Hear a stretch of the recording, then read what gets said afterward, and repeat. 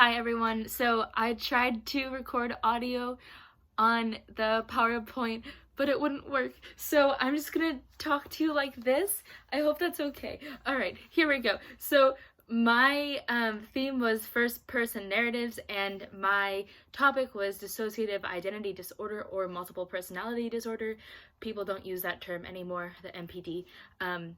It's outdated. Okay, so here we go. The next one, some vocabulary. Comorbidity is basically just the tendency for two different conditions to occur together. So ADHD, for example, it has a high comorbidity rate with anxiety and depression, which just means that if you have ADHD, it's likely that you might also have anxiety and or depression. And then there are some more examples in there. And so some conditions have lower comorbidity rates with other conditions. So, for example,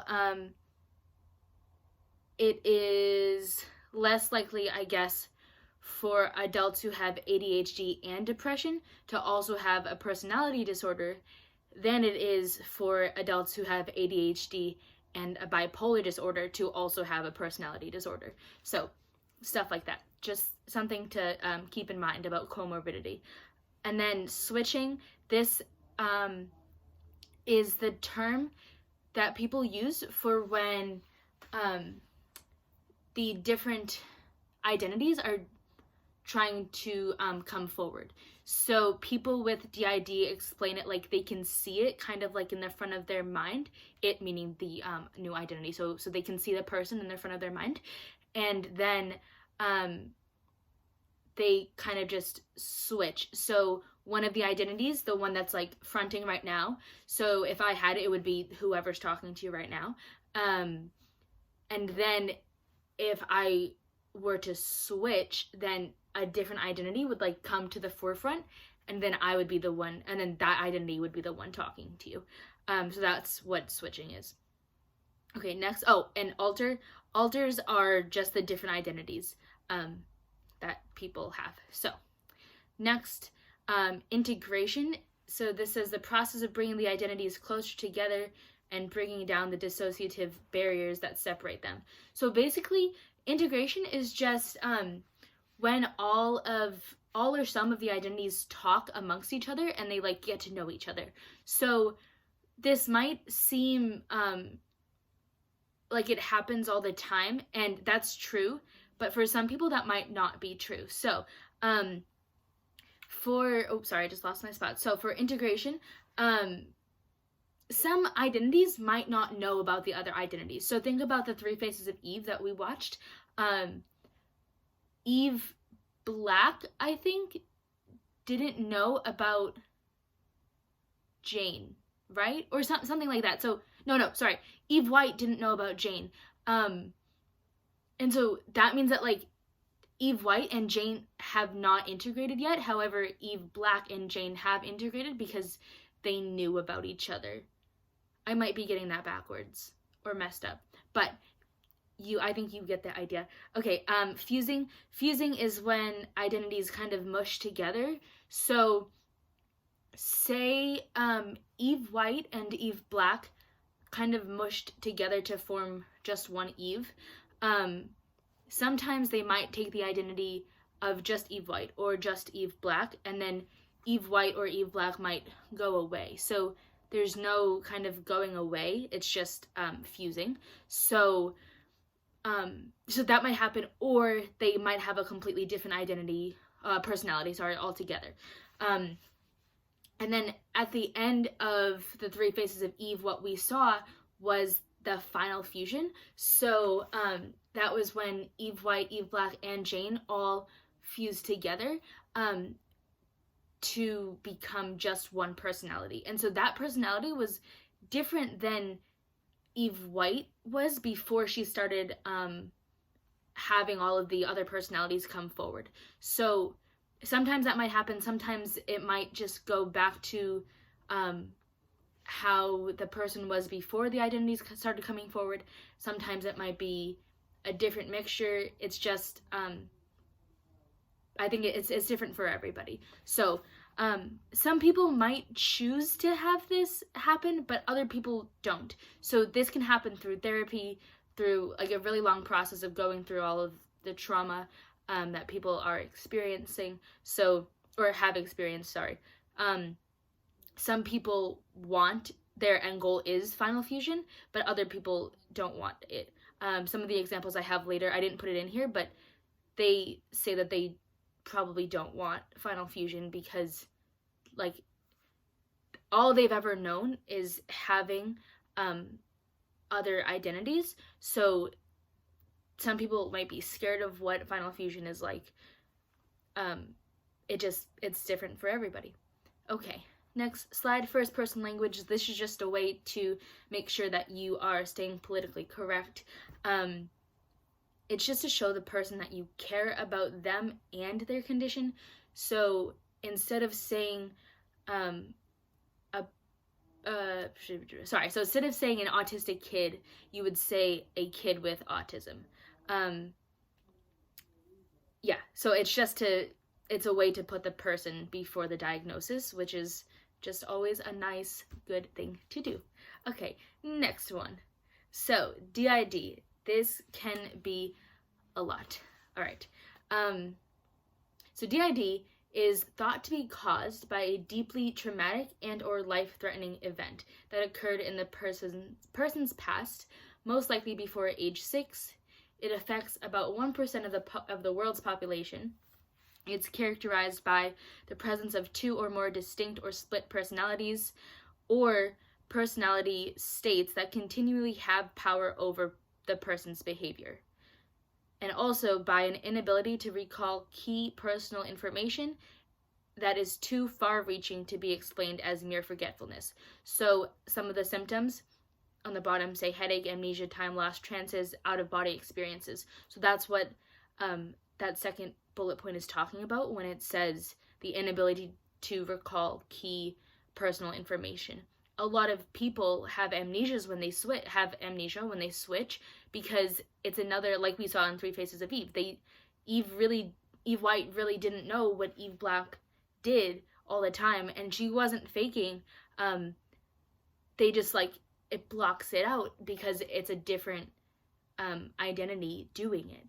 And if the identities aren't integrated, or if they don't want to know, or some other explanation that I don't know, I'm not an expert, then they won't ever really know what happens when they black out. But from my understanding through therapy, that can be worked through. And so that's why integration is so important, because you don't want there to be parts of your life when you don't know what's happening. So integration is really important for all of the identities to kind of communicate with each other. That way people know what's going on. So some describe this feeling as being a passenger in their body rather than the driver. In other words, they truly believe they have no choice. And a lot of them might not have a choice. So I don't know if that's actually true. Don't quote me on that. Okay, I'm not a scientist. Next slide. Okay, DID. So everyone's experience is different. For some, the alters, so their identities, have their own age, sex, or race. Each has his or her own postures, gestures, and distinct way of talking. Sometimes the alters are imaginary people, sometimes they are animals. So you'll see in the few examples that we have later that so one of the girls, her name is, we don't actually know her birth name, but she goes by Cosmic Systems online, so that's what I'll call her. So Cosmic Systems has 23 alters. I put it in here, 20-something alters, and one of them is a ghost, and one of them is, or two of them are Pokemon, and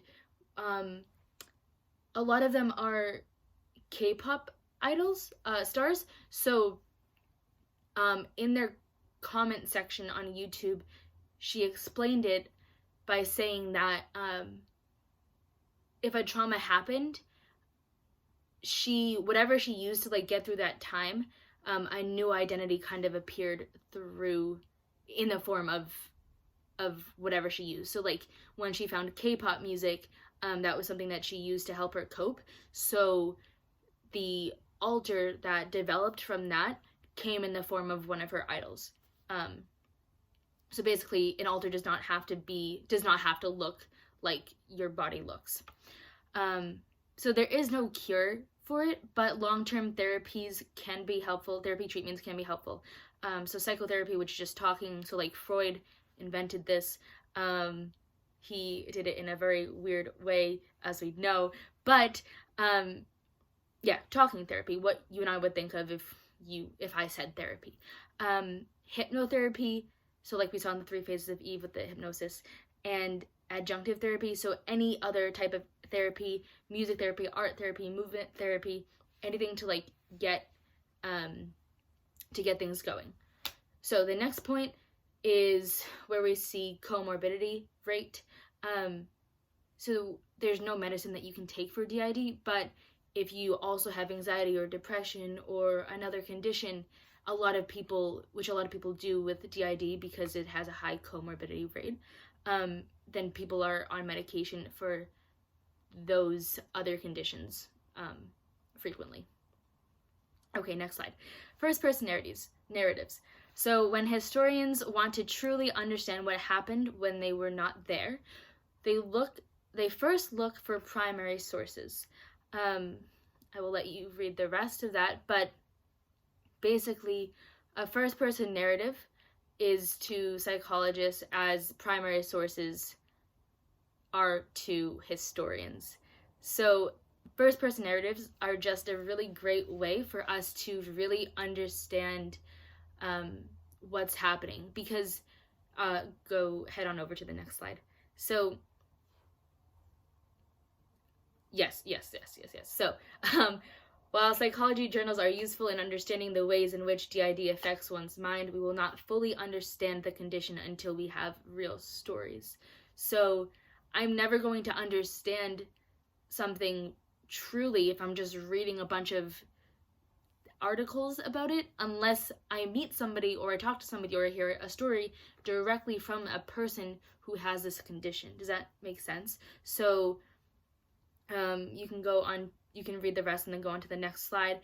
If you wanted to know what your best friend had for dinner, you wouldn't call her mom, wait for her to answer, call her siblings, wait for them to answer, just so they can pass the phone to your best friend to say, hey, what did you have for dinner? And then oh wait, no. Sorry, I'm mixing it up. You wouldn't go through all of those steps just to find out what your best friend had for dinner without talking to your best friend, right? Because that would be a silly way to do it. You would go right to your best friend, just call them and say, hey, what did you have for dinner? And then she would tell you, right? So first-person narratives are just a better, maybe not a better way, but it's a really good way to understand really what a person is going through, because nobody knows what you're going through better than you, because you are the person who's going through it, right? So that's the best way that we can really be empathetic about the conditions. Okay, next slide. DID representations in media. We all know these are terrible. Split, awful. Fight Club, awful. American Psycho, awful. Fight Club and American Psycho, great movies. Split, even, well produced, right?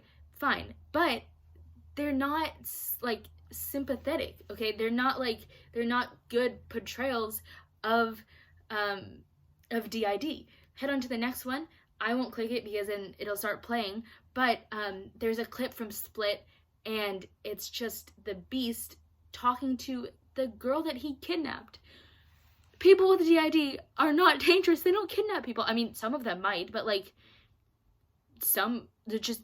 that's just because they are a kidnapper, right? So like it's not because they have DID.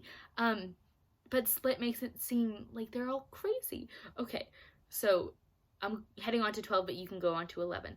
Okay, so 12. Seeing the whole person in media representations. So it's so difficult to see the whole person because these representations are so terrible. We only see, so in Split, we only see the bad part of Kevin. That's the main character's name. We only see the bad part of him. We don't know what his childhood was like growing up. We don't know what his favorite movie is, what his favorite song is, what color his toothbrush is. We don't know any of this. What music does he listen to help him fall asleep? We don't know, because it's not showing us the whole person. It's just showing us his condition and a wrong version of his condition. So it's not good. Okay. Next slide. So this is where we get into the real life examples. I'm going to kind of speed through this because I only have 5 minutes left, but feel free to just click through at your own pace. So, Cosmic Systems. This girl is on YouTube. She prefers not to say her birth name, but she has 23 altars. Many people with DID refer to themselves as a system instead of a person, because they have so many identities inside of their brain. So, Cosmic Systems calls her system a cosmic system. Other people call their systems, I'm blanking on all of the names, but some people have like cute names for their systems, like dang, I forget. Something blank system. Okay. Both of these videos are really long, but they are a Meet the Altars video. A lot of DID YouTubers do this as a way to educate people and just to kind of introduce themselves. So, each of their altars will film a segment, like maybe answering questions or just explaining who they are or just saying hi. So she had to do this in 2 parts because she has 23 altars, or 23 identities, same thing. In what's really cool about this is that in part 2, one of her altars begins to dissociate, and then begins to switch. So dissociate is what happens when like you feel like your body is not connected to your body. So you know physically that you are like I'm sitting on my bed. I would know this, but like I wouldn't feel like I'm sitting on my bed because like I would be dissociating, right? So switching is super personal, and a lot of people don't choose to have it on the internet because it's such an intimate thing. But she kept it on because she kept it in here because it's so educational. She wanted to show, she explained it in a later video, but like she wanted to show that what it's really like to have DID. So I thought it was a super great example. So before I watched her channel, I didn't know that altars could be anything except for human, until I did my earlier research. But I was really shocked and impressed at her transparency. It was really awesome. Okay, please read the rest of that on your own time. Thank you. Okay, so seeing the whole person, she speaks about tips for loved ones in some of her videos, and it's just it's important to understand people as a whole. So yes, and the way that she counters dominant notions, so the next slide, about DID. So some people may think that people with DID are faking, only want attention, or are maybe just eccentric. Cosmic Systems shows that these comments are false. She uploads informational videos about how she found out she had DID, tips for loved ones of people with DID. She's very vulnerable on her channel. There's so much on there. It's really great to see if you want to be educated about this type of stuff. Okay, next one. So my next example is Multiplicity and Me. She's one of the more popular DID YouTubers. I've been following her channel for a while now. So her name is Jess. She's about 28. I couldn't find her actual age, but I did some math. She's about 28. And she has 4 different alders who are all males, and they've been with her for a long time. So she has Jamie, Ollie, Ed, and Jake, and then all of their descriptions are in there. So she is from Wales, but then all of her alters, or she lives in Wales, but then all of her alters are from Windsor. I don't know how far apart that is, but Professor, I bet you probably know. But then one of them is from Hollywood, which is kind of cool. Yeah, so the video that I linked, it speaks about her pregnancy, and I thought it was amazing because I've been following her since before she was pregnant, and so now after she has a baby, which is crazy. So awesome for her. But I kind of, like, in my own ignorance, I was like, oh my gosh, this must be such a challenge for her to have DID, but to also have a child. But it doesn't seem like it is, because she can function just like you and I can function. I was very naive in thinking this, and my own prejudice came out in this, because once I saw this video, I was like, what? This is so cool. But it makes sense because she can function. She's a person. Like, of course she can have a baby. Okay. That's just an example of how this YouTube channel has opened my eyes, has made me more thoughtful about this condition and about every mental health condition in general, because, like, I have these prejudices that I don't even realize that I have until something happens and I'm like, whoa, wait a minute, what? I didn't know that this was possible. Ignorant, but now I know. Okay, next slide. I just explained that part.